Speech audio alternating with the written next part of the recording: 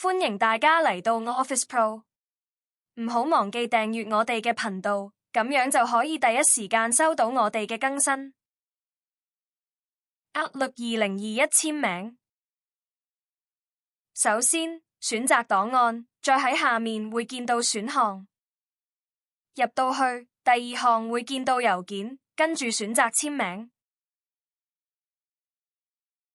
按新增，輸入簽名嘅名稱，然後可以喺下邊空格打入你所需嘅簽名。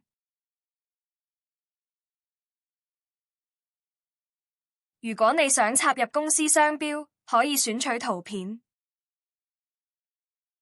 完成簽名後，喺新郵件同埋回覆或者轉寄位選擇你之前打嘅簽名嘅名稱就可以。